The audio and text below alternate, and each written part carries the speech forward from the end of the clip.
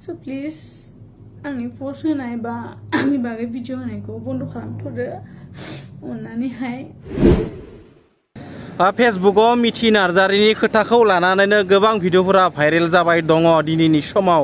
स' बेफोरबायदि बिथिङाव गिबियावनो सिबिनायखौ बावहरनानै आंनि गोदान मोनसे भिडिअ नोंथांमोनखौ गासैखौबो बरायनाय बावहरनाय थाबाय। लोगोसे फेसबुकाव मिथि नार्जारि एक्ट्रेस मिथि नार्जारि आब'नि खोथाफोरखौ लानानै गोबां भिडिअ हाबा जानाय जायखौ लानानै सोरजों खारखौ सोरजों जुलि जाखौ सोरखौ गारना खारखौ मोजां मोननाया सोरमोन बेफोरबायदि खोथाखौ लानानै गोबां सावरायलायगासिनो दङ, गोबां भिडिअ भाइरेल जागासिनो दङ।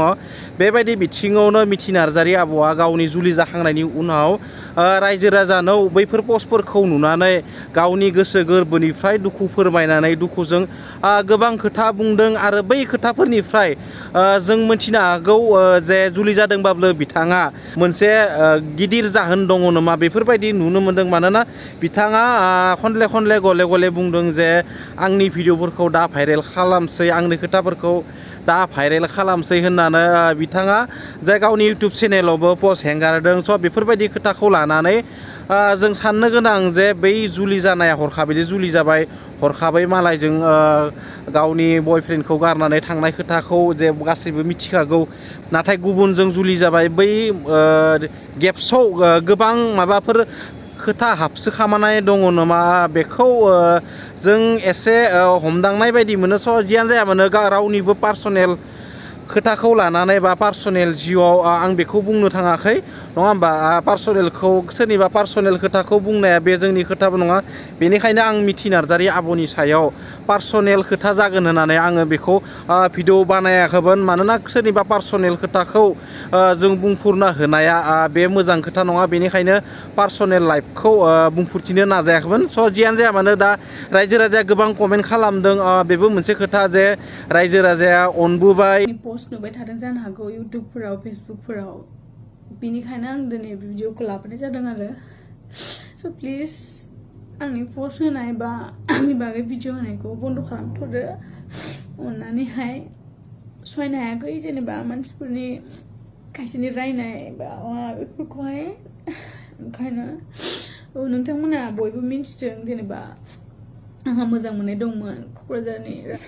बे नंगौ मोजां मोननाय दंमोन। जों दिनै 2 बोसोर बारबायानोमोन रिलेसनशिपआ आरो बाट हठात आं गुबुनजों हाबा जाबाय। बेनि थाखाय आं दा गोबां रायजानो गोनांबो जाबाय। दा जेनेबा हयथ' बिनि खाफालाव आं गैयामोन बा आंनि खाफालाव बे गैयामोन। मोजां मोननायालाय मोनदोंमोन, मोनाखै नङा, बहुद मोनदोंमोन। खिन्थु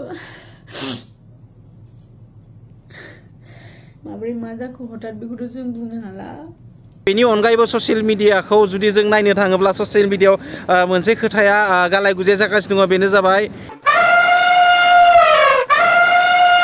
एव एव मा बे एवलाय, बे एव खोथाया गोबां भाइरेल जागासिनो दङ आरो बेयाव फन रेकर्डिंआ गोबां भाइरेल जागासिनो दङ। आरो बेफोरबायदि जानायनि बिथिङाव आं सानो जे जायफोर जुलि जाखानाय हौवाफोर दङ बा हिनजावफोर दङ बिथांमोना जेसेबांखि धोनि जाया मानो, जेसेबांखि गोरिब गुन्द्रा जाया मानो, सोरबाफोर सिख्लाया जुदि धोनि हौवाखौ जुदि मोजां मोनाब्ला, जेसेबांखि धोनि जाया मानो, जेसेबांखि गारि गुरा थाखा फैसा थाया मानो, सिख्लाखाया जुदि गोसो गैयाबा बैजों जुलि जानो बा सेंग्राखाया बैजों जुलि जानो गोसो गैयाबा जुलि लानो हाया। माब्लाबाबो बेखौ प्रेस खालामनानै बेखौ दाबि धमकि होनानै हाबा खालामनो हाया।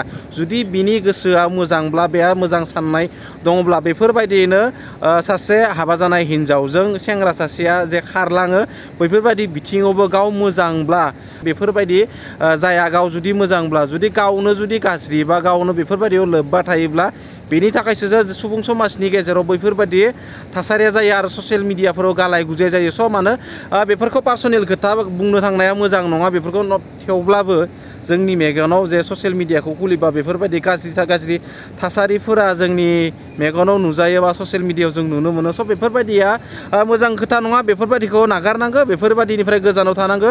स' दिनैनि भिडिअआ माबायदि जादोंमोन? जुदि मोजां मोनदोंब्ला लाइक एन्ड शेयार खालामना होबानो जाबाय। आरो भिडिअखौ नायनायनि थाखाय थेंक्स फर वाचिं। गोजोन्थों। जय बर' हारिनि। बाय बाय।